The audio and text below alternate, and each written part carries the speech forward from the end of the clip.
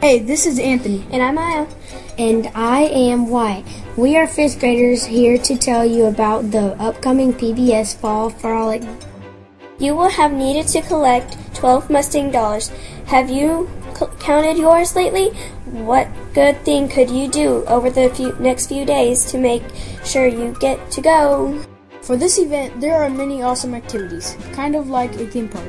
Because of this, there is going to be available for the overachievers a fast pass available for purchase. There are only 25 of these, and if you purchase one, you get to go to the front of the line.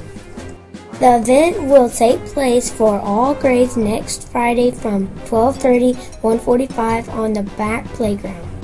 Okay, don't forget lots of candy, chips, and soda, and lots of things to munch on. And don't forget to save up more Mustang dollars.